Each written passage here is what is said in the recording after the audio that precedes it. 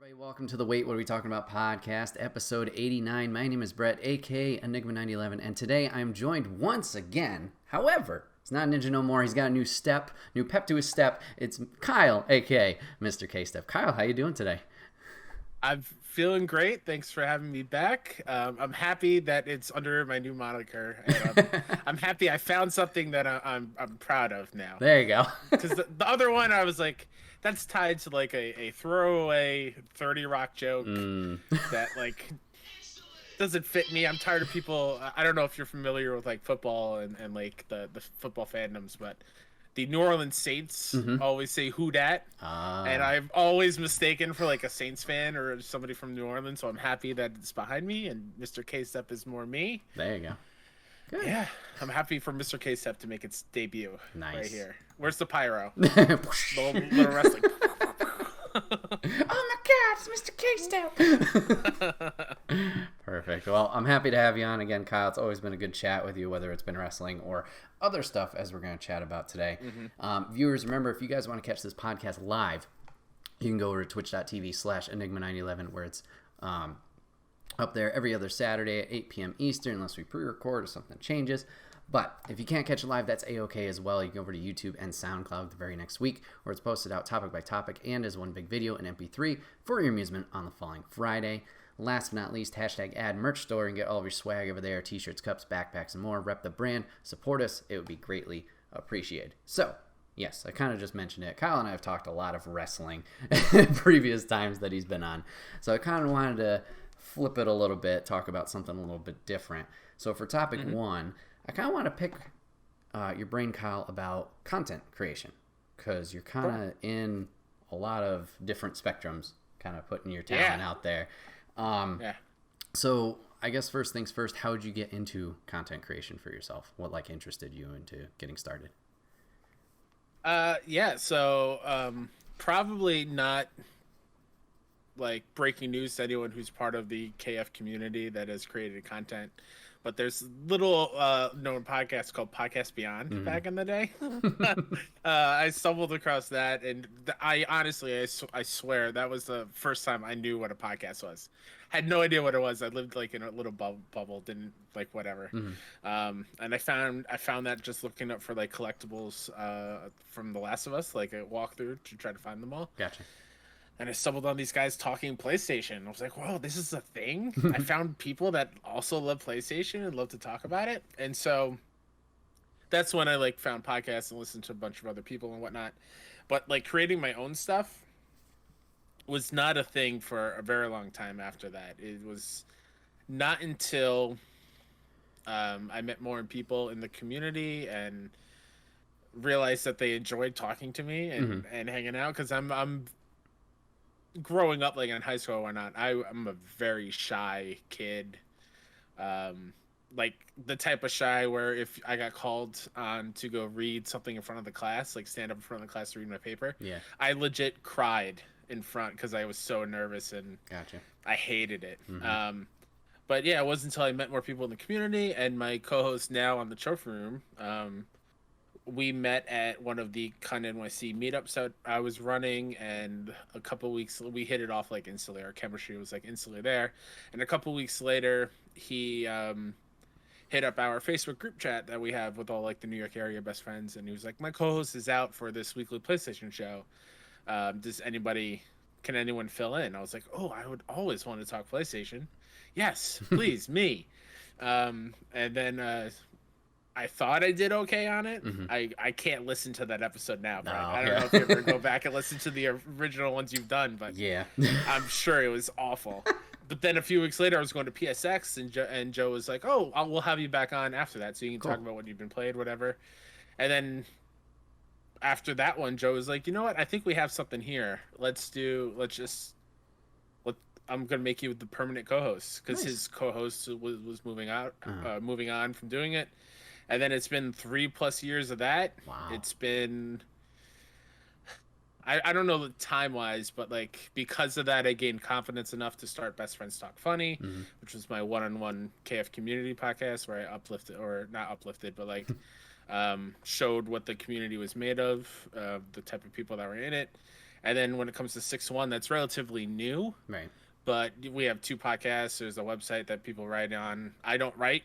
I'm not a very good writer. But yeah, we have awesome people writing there, and I stream for them on Twitch every once a week or so, where people make fun of me for playing Resident Evil and being a scaredy cat. But you know what? That's part of the fun, I guess, right? Yeah. Nice. Yes, it seems like you're doing a lot of stuff. It must be interesting juggling much, all of it. Too much, yeah. Too much, yeah. And like, not to mention, I have 3 nieces here at the house still, because I still live here at home. My sister is also pregnant again. She's gonna have a boy next month, so there's gonna be another little one here. Exciting. Yeah, very exciting. Luckily, like, you know, I'm not working because of COVID, so I'm still here at least to like help out and whatnot. So I have more time than I think most people, but gotta make the most of it because that's gonna stop eventually. Right, for sure. I'm gonna have to come back to the real world, and then I'll probably be way overwhelmed with everything we're doing. All right, nice. So with the trophy room, like, is it just the weekly podcast? Do you guys have bigger goals there that you kind of want to try and accomplish? Like, I think you've done a panel for a different group. I think 6-1 did a panel, or am I thinking wrong? Yeah, we 6-1 we did a Pokemon panel for PAX Online last year. So is like that something goal wise for trophy room, or is it just the podcast that you guys want to do? What's the future there? Oh yeah, no, absolutely. We want to keep going and going. We did apply for a PAX panel this year. Who knows? Hopefully we get it. Right. I know they're very strict with what gets picked and whatnot, but yeah, we want. I think our goal with that is just to keep making the best stuff and keep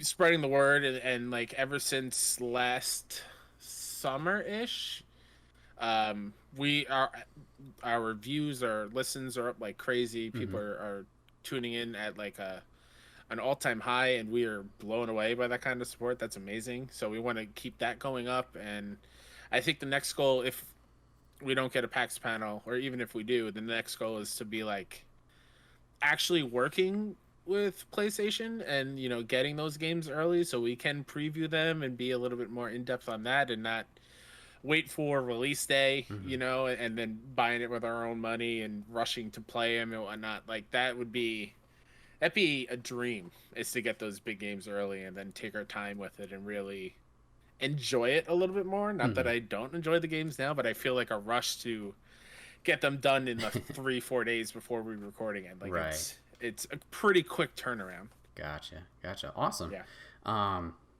Yeah, I'm excited to talk to Joe. I've talked to him about being on here as well and picking his brain a little bit more about the podcast, but that's great.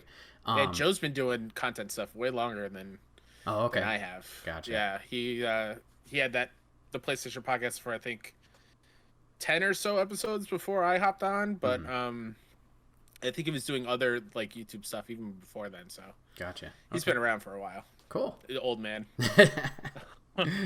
So, sticking on this PlayStation train, you've taken the experience that you had with Trophy Room, and you kind of brought it over to the kind of funny side of things this past week. So how was that experience being on PS I Love You? Oh man, it still feels like a dream, Brett. Let me tell you, and I'm sure you know this just as well because you're on the KF podcast at one point. So it's hard for me to wrap my head around that I was on.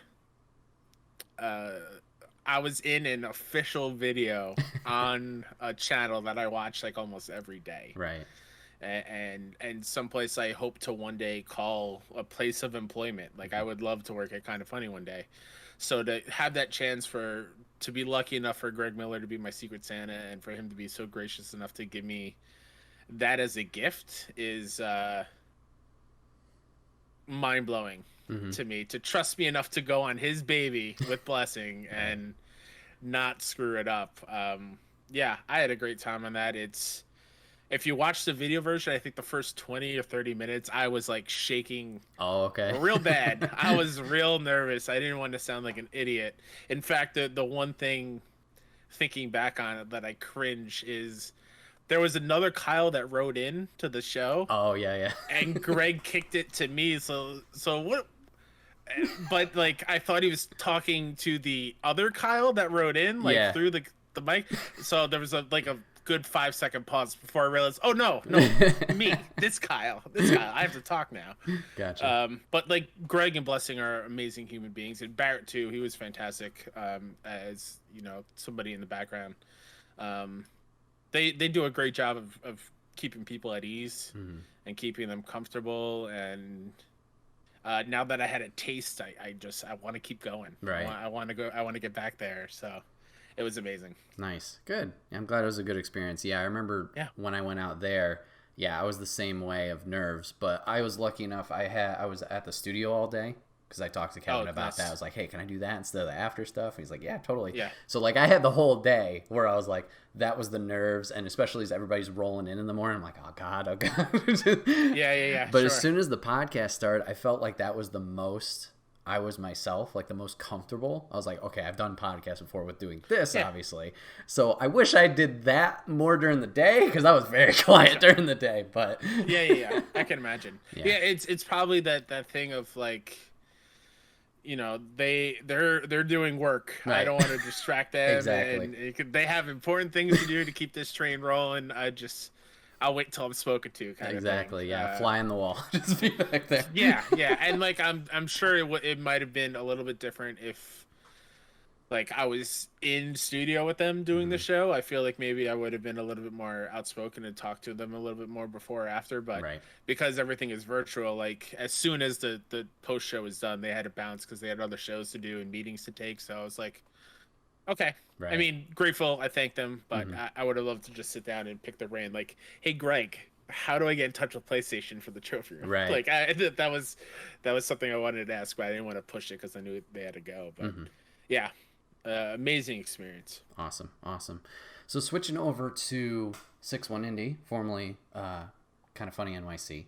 I kind of wanted to. I think you guys might have talked about it. Was there a reason for the transition from Kind of Funny NYC to officially 6-1 Indie? Like, what was the cause for that? Yeah. The biggest thing was we were getting codes to like cover on our gaming podcast, which is now the IndieCast is what we call it now. I can't remember. Oh, it was platform agnostic beforehand. Yeah. We kept getting codes to cover, and my biggest thing, and also Mike and Kelsey's and Jake and Matt and everybody, we didn't want to get developers and like PR people, have them be confused and thinking that we are like an official Kind of Funny East Coast branch or whatever, because that was the thing at like PAX where Mike and we would be talking to developers about their games and whatnot and tried to describe what Kind of NYC was, and like, oh, so you're Kind of Funny in New York? No. We're just a fan group. We're a bunch of friends of the members of the community that we do East Coast meetups and blah, blah, blah. So it really just became the change was a better way to kind of like not have to worry about that. Yeah. And the last thing we wanted to do was to piss off the KF crew. Makes sense. And like step on their toes and think we're trying to benefit off of all their hard work for getting codes and whatnot. Like that's not our style whatsoever. So yeah, we sat down like it was like a fever dream for 2 straight days, just coming up with names. We knew we wanted to focus indie games because indies are some of our favorite gaming experiences. And we think that not enough people play them and know about them. And we look at people like Pass the Controller and Uppercut and, oh man, what's the other one? Oh God, I'm going to feel so bad after this when it comes to me, but other people in the community that cover indie games, and they do amazing jobs and amazing work with that, but we feel like there could be more, so we wanted to keep adding to that. And so it was like 2 straight days of us coming up with a name, and it was like indie this, indie that. Well, what about something like New York based? And we were like, oh, Big Apple indie or something like that. And it's like, no, it's too generic, whatever.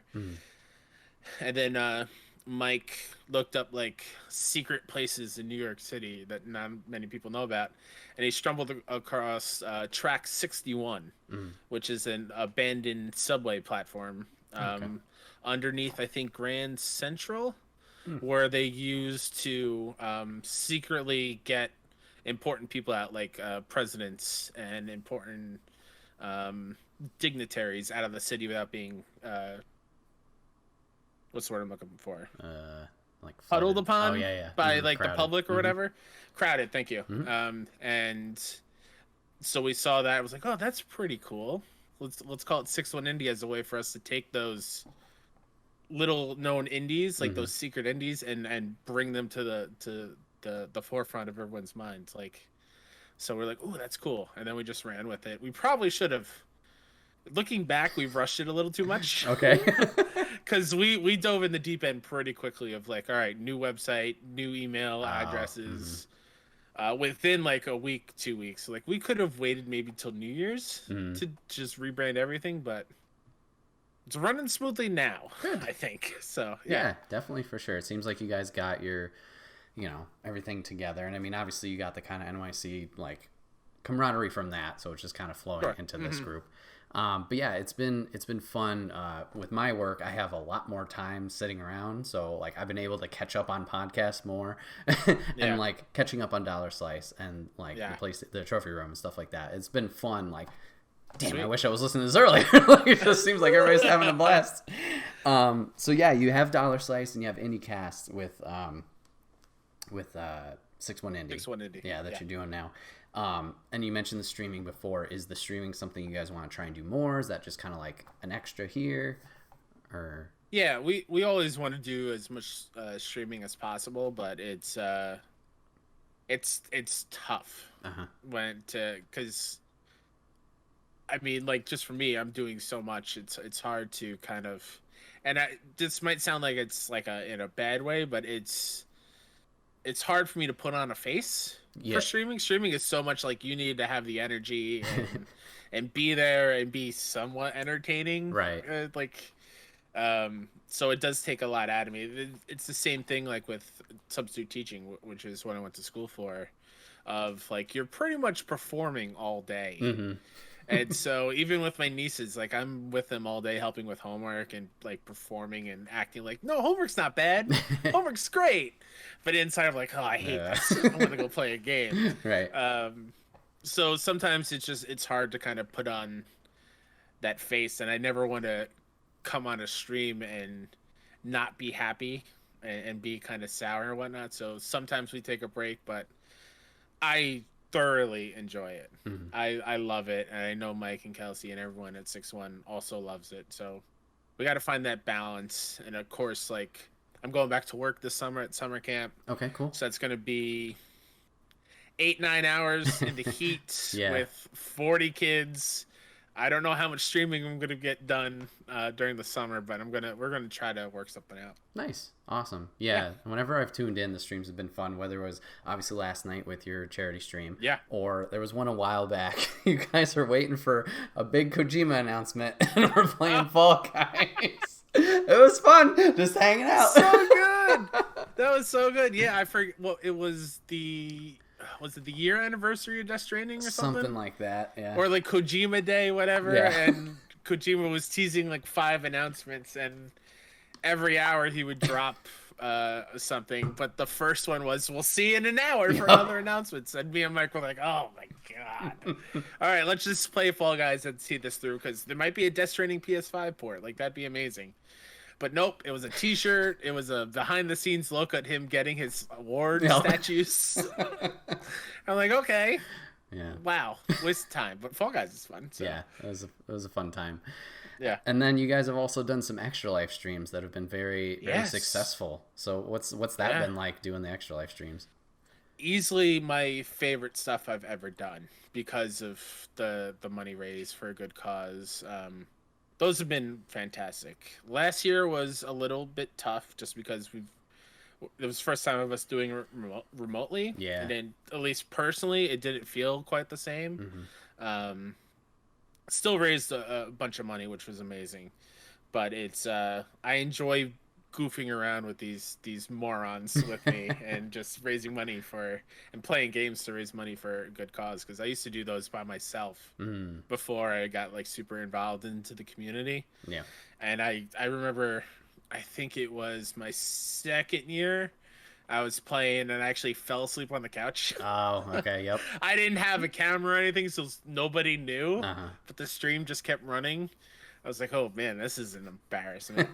But it's definitely way more fun when you do it with other people, whether it's remotely or together. And what better way to use gaming as a vehicle for good? Like Right. it's so nice. Yeah, I absolutely agree. It's definitely easier with people. Like that's something I always did was I would just invite a bunch of friends over, at least for the first Yeah. 12 hours and be like, okay, let's play stuff.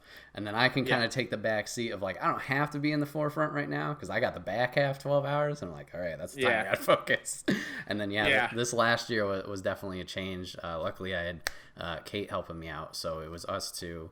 And it ran better than I thought. Like we decided to play Mario Party throughout the day and just do a best of Sweet. 7, and that people seemed to really like that and enjoy it. And then the back half wasn't as tough as I remember it being. Like I had Yeah. a similar instance with the couch one year. I was like, I just kept like nodding off, like no, don't do that.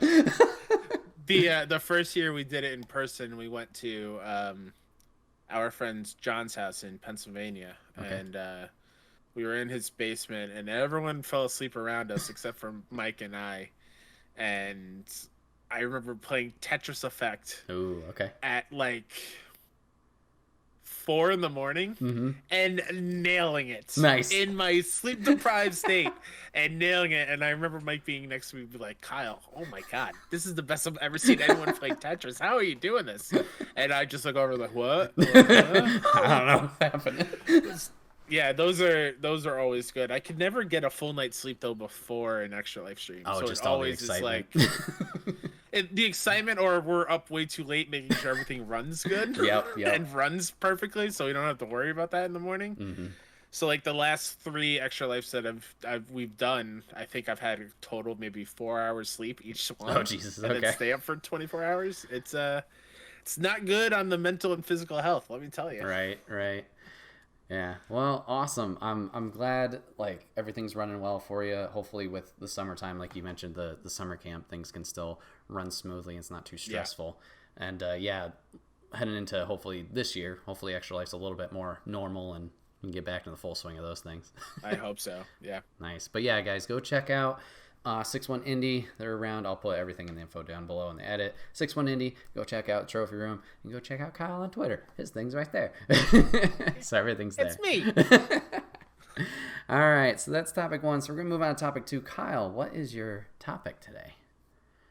Oh, yeah. So I was just before we came on here and did this, I was looking around. I usually only watch stuff on YouTube. Okay.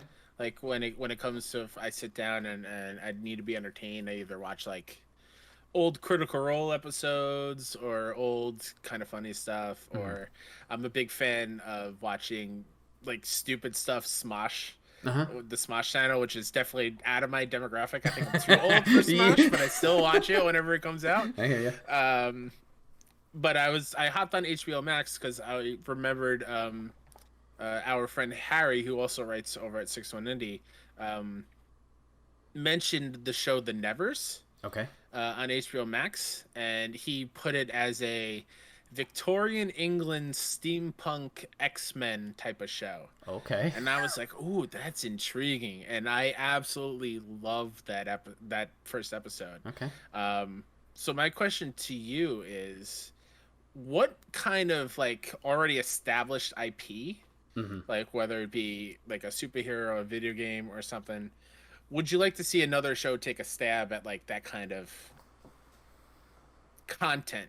Or so like in this case, the Nevers is like a twist on the X-Men. Mm-hmm. Like, is there some sort of IP that you would love more shows or a movie or something to like do a little twist on it? Ooh. Kind of like oh god, what was that movie with Chris Evans that was also like Captain an X-Men America. knockoff? No, I was kidding. No. That was also like I think it was called The Losers. Or no, Push. Push. It was like a mutant type of okay. movie. Man, that's an interesting one. Yeah. I think I have to say it because it just came to mind. I was a big fan of Power Rangers as a kid. And Hell yes. listening to your guys' podcast, I know you're on the same boat with me now. I had a lot of tension going into that recent movie. I'm not gonna lie. Yeah. But after watching, I was like, you know what? That was a lot of fun. Yeah. So it was so good. Yeah. Minus the Krispy Kreme, like, right in your face. corporate chat out there. Yeah. Yeah. So I think that would be cool. Like, either obviously continuing the train that they were going on there, because they had set up a second, or at least something along those lines. Like, some things worked. I guess it didn't work for a lot of people because it didn't sell well or whatever. But maybe something like that, kind of tackling it, taking it a different way. I'm thinking of, I adore Game of Thrones. Mm-hmm. I love Game of Thrones. Even the last season. I Okay. don't care. I had a great time. Mm-hmm. Put that in a cyberpunk setting. And give me a Game of Thrones-esque show, like in a sci-fi, super techie universe. I think that would be super, super cool. Okay. Yeah, that would be neat. Jesus. Okay. I don't know, like, what their versions of, like, a beheading would be. Like, they just unplug your wires? Yeah. Is that what it is? I don't know, but there's not enough cool sci-fi shows. I think that's where I'm getting at. There's not a whole lot. Yeah, Sci-Fi Channel, when that was a thing, I don't know if it's still a thing. They always tried stuff. It's like, oh, this is not going. Because, like, another example of, like, the X-Men thing that I wish worked, and it did for a season, maybe season and a half, was Heroes. Oh, okay. I heard good things about I it. loved Heroes. It fell off real quick because of the writer strike. And so they had, like, I think the producers were writing the shows or something like that, and it clearly quality dipped, like, hard. Okay. So yeah, I would love takes on already, like, established kind of, like, new ideas with things that we already kind of know. Like, yeah, like the X-Men and now the Nevers and what's the one I just said? Heroes. Yeah, Heroes. Yep. Yeah. Okay, I got a dumb one. Sure. So I was I'm on down for dumb I was ones. on the X-Men train. Yeah. And I was thinking, there's a whole train of thought. I was thinking MCU. And I was like, okay, well, obviously they're going to introduce them somehow. Maybe they should go with like them as kids, like the school route, like they had the animated series. Yeah. But then the stupid idea came in. Take the X-Mansion and take the Office and put it, like, together like that. Do the interviews and everything. Yes. Oh my god, yes! Mutants in an office setting, or just like how a normal school? How they presented it, like, it still could be the X-Mansion with all the classes and everything, but present it in the style of the Office where there's all the interviews and stuff like that. Oh my god, yes! Who's giving the Jim Halpert look at the camera out of the X-Men? Man, And why is it Iceman? yeah, that's probably the safe one. Yeah. This is definitely not Wolverine. No. Scott Summers is too Scott serious. Summers is the Dwight Schrute of the X-Men office. He's too serious all the time. Oh, that would that's be weird. a good one. Oh man. Now I'm thinking of, like, that I forgot which one was it. Was it Ragnarok? The shorts with Thor and his roommate. The roommate, yeah, leading up to that, yeah. Yeah, more of that, please. More of just superheroes being around normal human beings in, like, a comedy setting, or really just give Taika Waititi anything he ever wants to do, and just let him make every single movie or TV show for the rest of time. Okay, now I've heard this name's out before. Taika, who's that? Taika is the one who directed Ragnarok. Oh, okay, that's how you say his also, name. Okay. Yeah, he also played Korg in Ragnarok. Okay. And he's also known for What We Do in the Shadows. Okay, I've heard of that one. He wrote and directed the movie, and I believe he's producing the show on Hulu, which is fantastic. Okay, cool. Have you not watched any of those, Brett? No, I have not. Oh my god, please do. Okay. It is What We Do in the Shadows is a satirical kind of, like, documentary of this guy following around vampires. Okay. And recording them as they're living their vampire lives. Is this the And show? One of the vampires is the guy from IT Crowd. He was the boss. Yes. Okay, I think I've seen one maybe. Yes. Yeah, that's pretty funny. Yeah, so that show's based on the movie that Taika directed, and he's also acting in. It's also with the he's in that movie alongside the Flight of the Conchords, Okay. the duo there, which was an old show on, I think, HBO. Okay. Yeah, highly suggest What We Do in the Shadows. Anything they do, it's Okay. fantastic.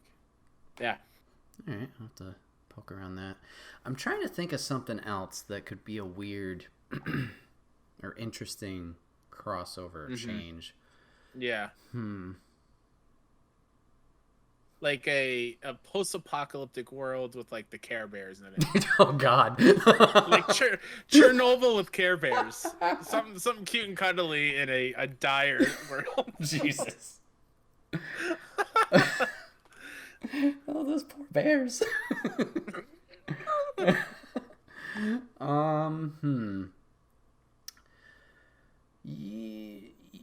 Okay, kind of going off the cyberpunk thing or the sci-fi. Yeah. You could do something similar with like Avatar: The Last Airbender, like modernizing that. Obviously, they were kind of set back in their times. I don't know how to say that right. Yeah, but yeah. like maybe bring that to a more modern setting. That could be interesting. Yeah, I think that'd be take these awesome stories that are pretty much dated. Seems like it's more negative than what I mean it to be, right. But like from like old periods of time, like like gangs from of New York, for example. Like imagine that like in a current setting with like real gangs, how much different that movie would be. Right. Or oh my God, what's the other one that I'm thinking of? It's not coming to me. But like another one would be like M. Night Shyamalan's The Village. Have you ever seen that one? I've heard about it. I'm not a big horror guy, so I was like, okay, that's fair. I saw it once a long time ago, and it's an old movie, so spoilers, I guess, for a very old movie. That looks like a period piece where they're all like colonial pilgrims kind of style, whatever. Come to find out, it is a secluded village, like on the side of like a very urban city, like cars. They're like right next to the highway or whatever it is, like not that far. Interesting. So like that was the twist of that movie. I was like, oh, that's interesting. Huh. They're just like so set in their ways and don't want to do anything. Very much like Amish, but like to the extreme of. Okay. And the kids had no idea that there was this other world outside and these moving metal things. So I was like, oh, it's interesting. I like that kind of stuff. It's always weird when like that happens in media. Like even RE8, like that village seems outdated in a way, and you're like, wait a minute, this is current day, right? Like. And then you do some of the puzzles like, wait, hold on a second. Yeah. Who has the engineering degree here in this village to do this? Exactly. What? Who thought of this puzzle? Mm-hmm. Well, who crossed the bridge and then took the wheel and stuck it somewhere halfway else across the village in another building? What? How? Yeah. Why? That doesn't make sense. Turn this statue, the tub will drain, you go down there. What? No. Not to mention, like, as a character, how are you maneuvering through and running from with this giant suitcase filled to the brim with everything in it? Like, what? Just pull this out of nowhere. Yeah. Oh boy. Oh man. I think that idea also can kind of go the other way too. Like take, for example, like a zombie movie and put it in medieval times. Yeah, that'd be cool. Like instead of headshots, they have to cleave off their heads with swords. That's a good point. How have they not done that? Or at least nothing comes to mind where they haven't? Like zombies were like the thing for a while. Like how did nobody think of that? Interesting. You know what? Has there not been a King Arthur versus zombies movie? It's like, come on. Low budget. Just somebody making in their free time. So that has to be a thing, right? Huh. All that came up was like Plants vs. Zombies. That's weird. Okay, well. Huh. Well, there's a free idea out there. Yeah. Please make it. Huh. Yeah, that would be interesting. Because, I mean, you're just taking the fantasy elements of, like, werewolves, vampires, etc., and just, throw zombies in there. Like, Yeah. Writes itself, kind of. Absolutely. Especially if you deal with or play around with the different types of zombies. Like, are we going to have really slow ones, or are we going to have the fast ones? Like, oh, God, your horse better be moving. And I think it's interesting how, like, zombies... Like, you haven't seen the zombies go backwards in time, really, for, like, a movie. Like, for example, like, the King Arthur versus zombies. Mm-hmm. For some reason, I don't see anything from the keyword, so who knows? But, like the opposite is with, like, vampires, though. There have been movies with, like, vampires in, like, corporate high-rise skyscrapers and acting like, normal people. Yeah. So I wonder why zombies haven't done the flip. Yeah. Maybe I just got to wait longer. I don't know. Yeah, maybe. Huh. Weird. Yeah, because they've done it even with werewolves, too. Like, obviously, Twilight, but, other stuff. Yeah. I'm sure. Interesting. Yeah, why is that? Medieval zombies. Has that been a thing? Just the untouched media or whatever. Yeah, right? Storytelling. Oh, there's a book. Okay. Oh, so somebody just hasn't realized let's make a film adaptation. Exactly. A lot of books out there to pick from. Uh-huh. Oh God! Now I'm in the rabbit hole. Nope, we lost them. There's a forum post. What would a medieval zombie apocalypse look like? Huh. Oh boy. Yeah, like put it in the plague era too. Like you could have that be the element. Like you got all the bodies there, and then. Yeah. Jeez. Yeah. Okay. Interesting. Got to make sure there's a moat. Yep. The zombies are. That's an easy way to kind of get them out, but then also like your food and water and stuff won't be able to get in. A two-way street. You keep them out, but you're stuck. Yeah. Now I'm just thinking of a zombie versus a knight in shining armor. Someone make that a game. Yeah. I want to play that in a game. There you go. I don't know. Kyle, you got anything else that comes to mind? Excuse me. No, nothing now. Yeah, but go watch The Nevers. Okay. On HBO Max if you have it. Very good. Only one episode in. I don't know if it dips in quality, but like it definitely grabbed me. Gotcha. Okay. Papa Griff says zombies are why the dinosaurs exist or extinct. There you go. There you go. Oh yeah, dinosaurs is another one. Mm. Other than like Godzilla 2000 with the baby Godzillas in Madison Square Garden, which I was like, come on now, don't do the MSG dirty like that. Jeez. Oh boy, interesting. All right, so nice topic, Kyle. We're gonna move on to topic 3. So I want to talk to Kyle about PlayStation trophies, more specifically platinums, because I know this man is all about platinums. So Kyle, first things first. What got you into platinum in games? I can't tell you what started it. Okay. It just became an obsession, I think. Mm-hmm. And granted, I know there are many other people with a lot more platinum trophies than I do. Mm-hmm. I'm currently only at 98, so I'm only maybe shunned from the hardcore trophy hunters worlds. But I just enjoy that feeling of accomplishing something in a game that isn't like that not everyone else experiences, and then you get rewarded for a trophy. Be like, hey, you did this. Right. Like I enjoy that, and I now view like platinum trophies besides the cheap ones, because sometimes you just need a rush to pop some platinums. I platinum games that I truly love as like a, hey, developers, you did a fantastic job, even though they don't care. But like for me and my collection of platinums, I'm like, I clearly love your game because I want to see everything and anything in it. So nice. That's how I view them. Very cool. Yeah, I feel the exact same way. Like that was with me with Xbox 360, like those achievements. I was just like, there's something extra to chase after, and especially with like unlockables, like tapering off in games, like it felt like something, like you said, to chase after. to kind of see Yeah. every nook and cranny. Noob Alert says, Papa Griff, what does that mean exactly? So a platinum in PlayStation terms is you're getting every trophy in their list. So it just pretty much signifies like you've done everything in this game. Xbox has something similar. They don't have the platinum, which is like definitive. They just have the 100%, unfortunately. But yeah, it's just getting all the achievements, bronze, silver, gold. So for example, like in a game like Pac-Man, you might get a trophy for scoring 1,000,000 points in one run, and depending on how hard those feats in a game are, depend on bronze, which are like, pretty common, silver a little bit tougher, gold even tougher, and the platinum is once you get them all, you get like the last one, signifying that you've done everything you can in the game, right? Type of thing. Yeah.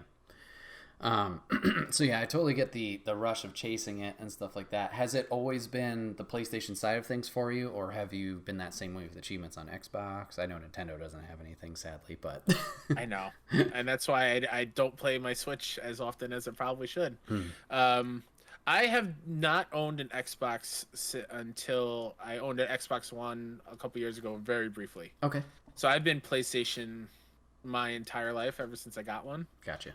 I got a PS1 for Christmas the year it came out, and then I didn't look back since. Okay. But yeah, trophies weren't a thing I focused on, because they were also introduced with PS3. Yep. I think Uncharted 1, I think, was one of the first games alongside Super Stardust HD, I think. Okay. And I didn't really care about them too much when they were out. I was like, oh, it's just extra. I just want to play the game, kind of thing. But it wasn't until I got the rush of my first platinum, which is, I think, a lot of people's first platinum, is Telltale's The Walking Dead, which just awards you the platinum for just completing the game. But it wasn't until I got that platinum thing and seeing the 100% of I've done everything in this game, right, that I truly got into it. And I think even after that, the Kind of Funny community was running it was like a month-long trophy hunt, where depending on what trophies you got certain points for every bronze, silver, gold, and platinum. It's like, oh, this seems fun, so let me dive in. And then I was just not looking back ever since. Like, gotcha. It's been if the game is too hard, if it requires me a second playthrough, no thank you. I usually don't do that, because that's too much. I don't like difficulty-based trophies. Let me play games on whatever mode I want. And multiplayer. I'm not a multiplayer person. So besides a few, like I have the Fall Guys Platinum. Yeah. Besides that one, really, I don't touch multiplayer components in a game really ever. Gotcha. So yeah. Okay, so you kind of beat me to the punch with that question. I was like, what's going to qualify a trophy for you that you want to go for platinum? Because I definitely agree. Like, the multiplayer ones, yeah, those ones are like, especially, like, a big fighting game fan. Like, the ranked matches, I'm like, yeah, I love playing this game, but I'm not going to be good at it. Like, that level, it's like, oh, God. And especially when it says in a row, go fuck yourself. Like that, like Fall Guys, Fall Guys I wanted to, but then Unfollowable or whatever it is, where it's like 5 in a row, I'm like, I got real close. I think I messaged you because you were playing it or something, like early on in launch. I was like, I got 4 in a row somehow, and I fucked up the first round of the 5th. No! I cheesed it. Oh, okay. I found a workaround for it, and I was like, okay, I'm going to do this. So with that one, I know that's also frowned upon by a lot of people who do trophies, like, get them legitimately or whatnot. Like, I don't care. I still have it. They're not taking it away from me, whatever. But like with the Fall Guys one, as long as you exit and quit the game before the words eliminated pop up on screen, and if your kudos never go up from playing in that game, then it nullifies that entire game. Okay. So your streak is still intact. So that's how I did it. Recently, they added that private game thing, where you can get a group of 4 people and then everyone just quits, and you get like an easy win. I don't know if that's been patched in yet, but I think the Mediatonic was like, "Oh yeah, no, that's not what we want to do that for." Right. So yeah, and also Papa Griffin chat. So like for GTA, for example, like I pulled up the GTA 5 trophy list so you can get so like a silver let's see. That one's not a good example. So Like some, a bronze trophy would be pimp my sidearm, fully mod weapon would be a bronze trophy. Um, Bronze trophy, wanted dead or alive, deliver a bail bond, target alive, a lot of cheddar, spend a total of $200 million across all three characters. So like things you do in the game, not specifically like gold level missions or whatnot. It's right. just things that you can just do no matter what. Yeah, they kind of categorize the. I don't know if they have a clear cut way of categorizing bronze, silver, gold, but like. I think it's up to the developers. Yeah, so like most of your easy trophies or achievements, easy quote unquote, will just be like a story mission. Like you get one for this mission, you get those ones, and then like Kyle said, like things that you either do in game or like it's a side mission activity, stuff like that. Some of them are very obscure, like do this with this to affect that, or if it's a secret area, like discovering said secret area will pop something. Yeah. Yeah, or like seeing every line of dialogue with a certain character. All the codex or whatever the hell. Yeah, finding those. Yep. Yep. So yeah, I definitely agree with the multiplayer aspect. Like sometimes it can be fun, sometimes it's just very frustrating. And then the difficulty ones, yeah, I'm kind of like 50-50 on, because usually I'll just play on normal and then I'm done with that. You mentioned on Trophy Room. When you guys were talking about RE8, you're like, nah, no way in hell I'm doing that one. At the moment, I might do it because I really enjoyed the game. I know people have their gripes on it and stuff like that. I'm like, I'll think about it. I might humor it, I have no idea about the harder difficulties, but I know with the challenge points, I think they're called, like you can get infinite ammo for guns. So I think maybe if I put the time in to get those and then just blast my way through, maybe I'll feel more confident with it. But yeah, when a game gives you that doesn't penalize you on the harder difficulties when you want to use cheats and whatnot. Yeah, I'm into that. Like Uncharted does that. Like you have to play those games on crushing, a full playthrough, but you can use like the best one shot gun and infinite ammo and it still works, which I appreciate. So those kind of situations I don't mind. But like for example with RE8, it's you have to beat it on the hardest difficulty. You have to beat the game in under 3 hours. Yeah. You have to beat the game using only your knife.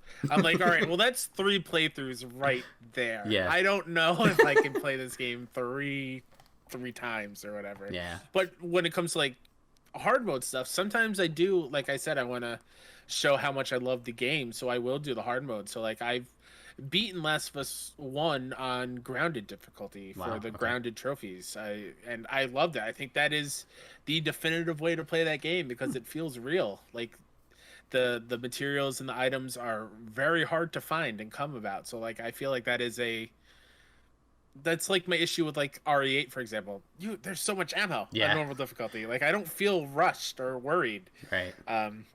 Same thing with FF7 Remake. Playing that on hard mode was so damn fun. Okay. Challenging, frustrating, yes, but so rewarding and so fun. Like I had a great time getting that platinum as well. So sometimes, depending on how I feel about the game, I will do a second playthrough on a harder difficulty just because I love it so much. Right.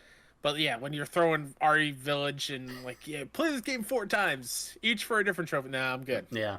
That's too many. Too many. Yeah.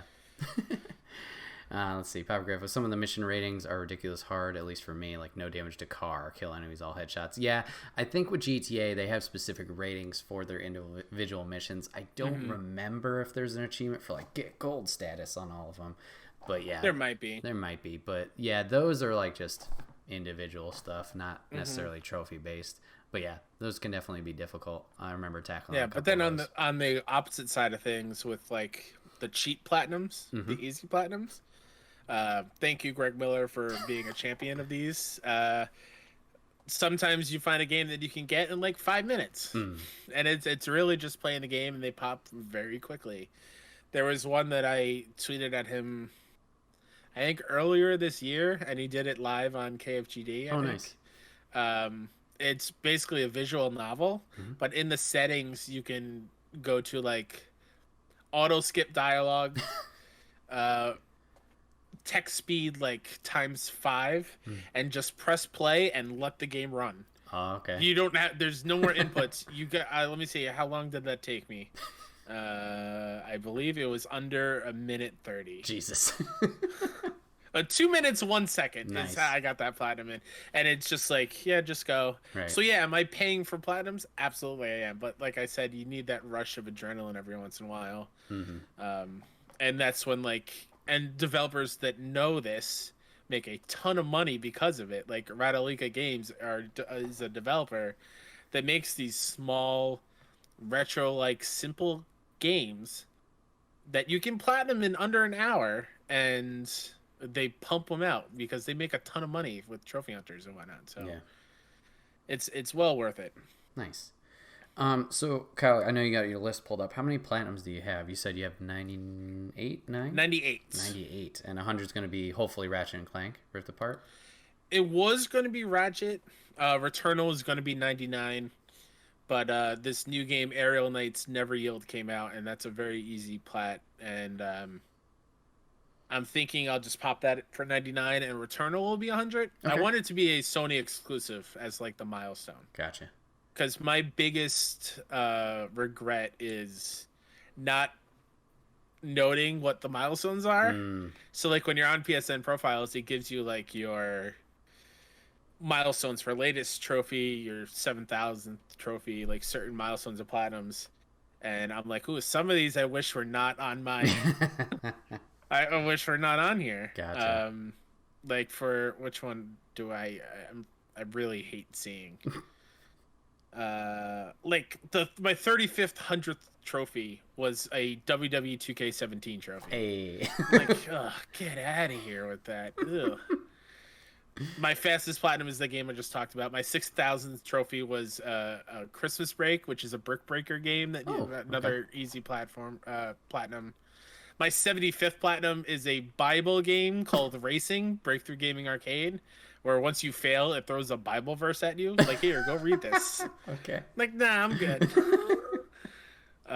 So some of these later ones are pretty embarrassing, but my 50th, I made a point it was going to be Bug Snacks. Oh, nice. I was like, I love what they're doing, the whole thing. It's weird enough. Yeah, that's going to be my 50th. Cool. 40th was Last of Us Remastered, and my 41st was Last of Us 2. I did those back to back. Nice. That was very important for me. Yeah, 98 right now. Definitely want to have 100 be a Sony PlayStation exclusive. Cool. We'll see how Returnal is, if it's kind to me. Because those collectibles are so annoying. Oh, boy.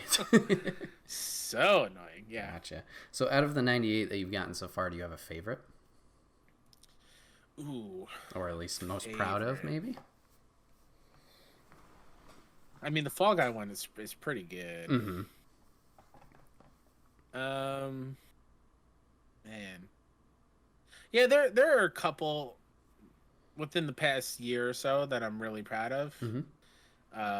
For example, Immortals Phoenix Rising. Okay. I am, let's see, the 8th person in the world to get that platinum. Wow. Okay.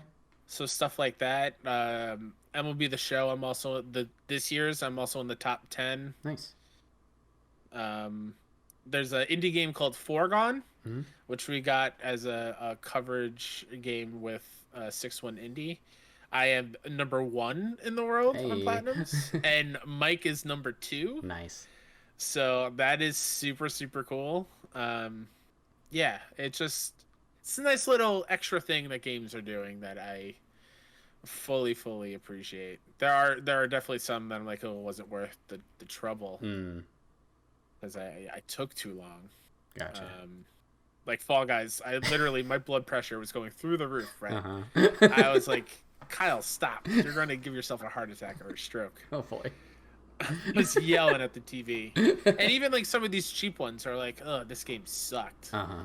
I can't believe I wasted 15 minutes Right. of my day and $1 out of my pocket for it. But yeah, at the end of the day, it's all good fun. Nice. What would you say your hardest platinum has been? Ooh, hardest platinum. Man, that's tough. I mean, FF7 Remake is pretty damn hard. Okay. That's up there.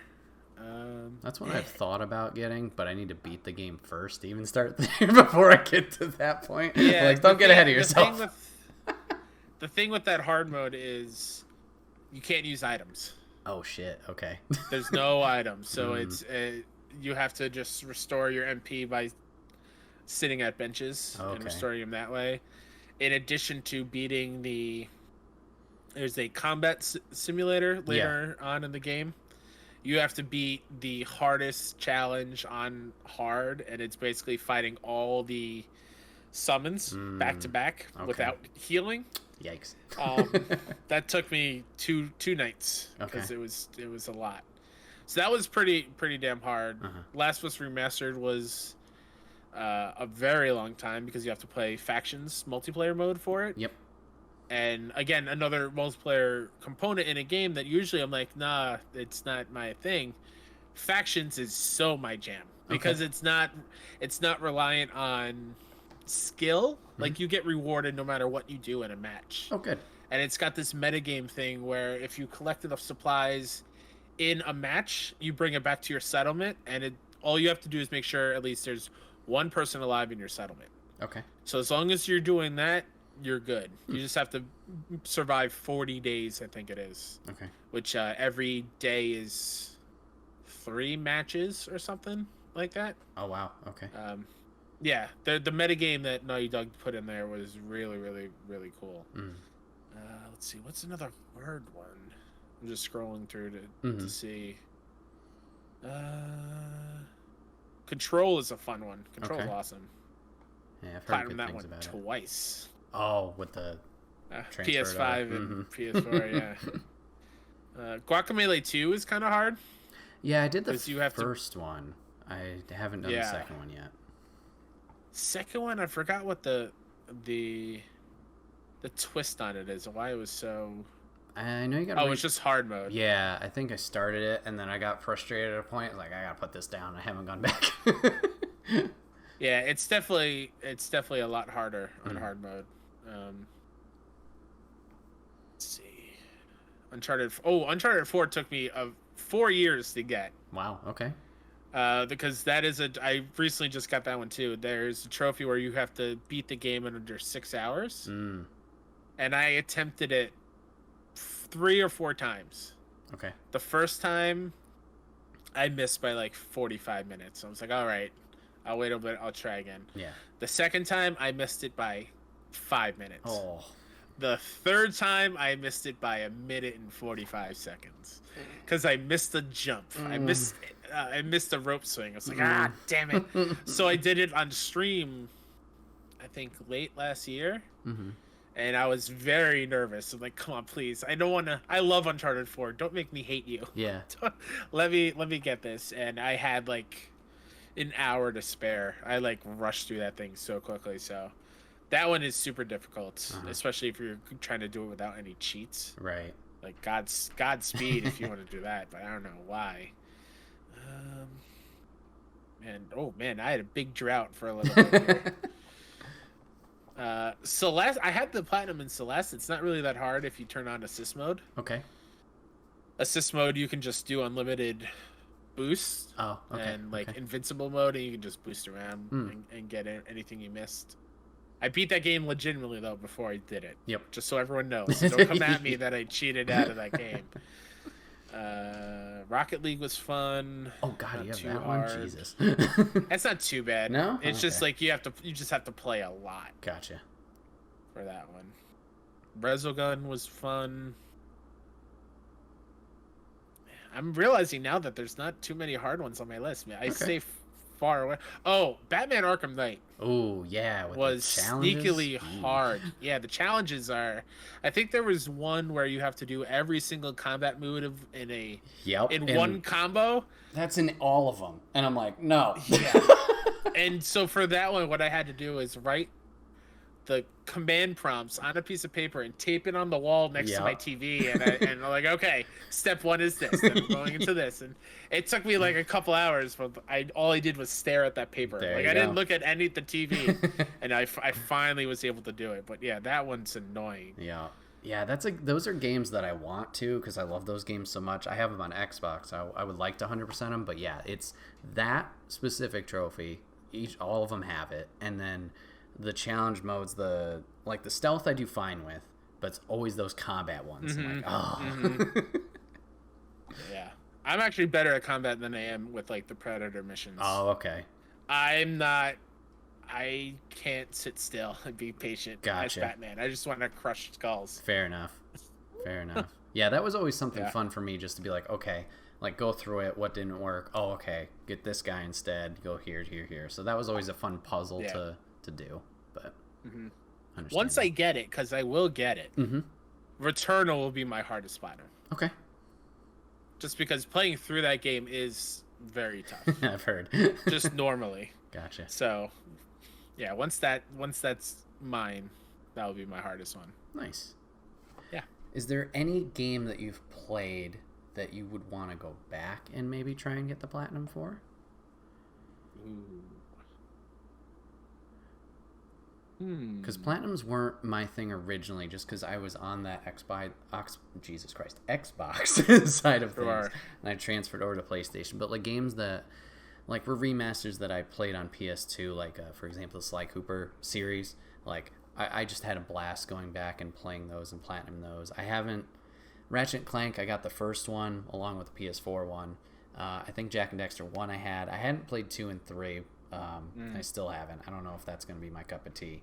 But like there occasionally, I like going after the trophies because like I mentioned before, it's something to chase after, just something to get a little bit extra out of the game. Yeah. And like I'll go through and I'm like, you know what? Maybe I want to go after this game. Like Infamous isn't my most favorite series, but I think that might be fun just to kind of run through those again and maybe go for the platinums, just try it out. I highly suggest you skip 1. Okay. 1's not great. Gotcha. Looking back, it is definitely a product of its time. It is pretty bare bones, and it's very stiff. 2 is a good time. As far as trophy goes with that one, I think there's a trick you have to do with like the user-generated content. It has those kind of trophies in it, and those are kind of like wishy-washy there. Off the top of my head, I love this game.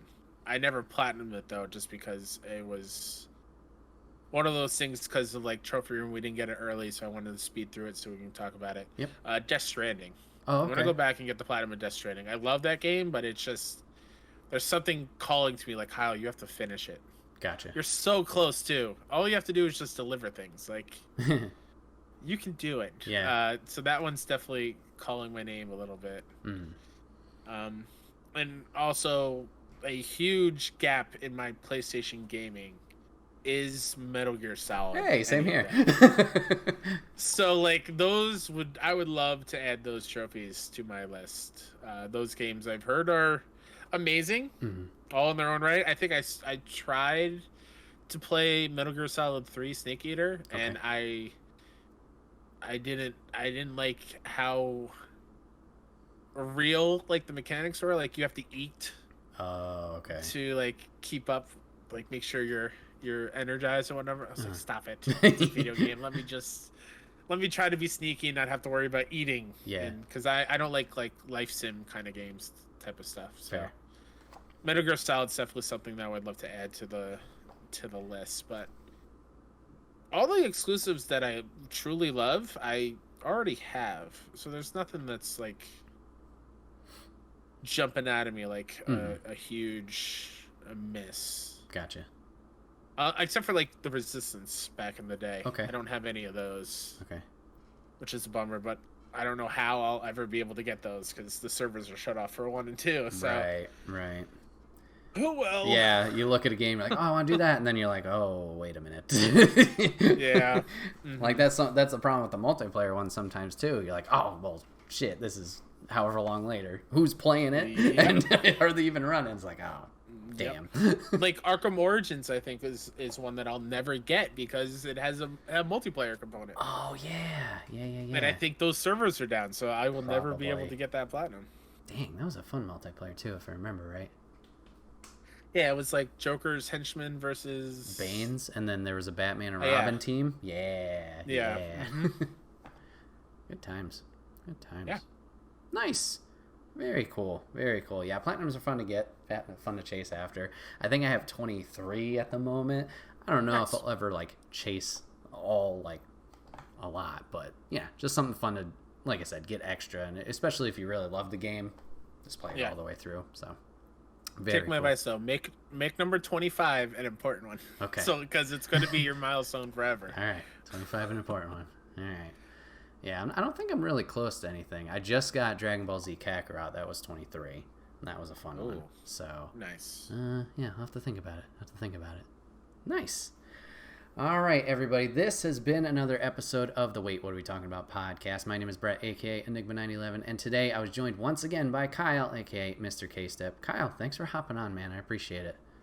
Yeah, thanks for having me once again, Brett. I enjoy it every single time I'm here. Good. I'm glad. It's always a blast. Remember, viewers, if you guys want to catch this live, go to twitch.tv/Enigma911, where it is live every other Saturday at 8 p.m. Eastern, unless we pre-record or whatever happens. Just we'll let you know beforehand. You can check it over there. Join the chat. If you're a sub like Papa Griff did today, if you can't catch it live, that's A-OK. You can go over to YouTube and SoundCloud the very next week, where it's broken out topic by topic and put as one big video in MP3 for your amusement on the following Friday.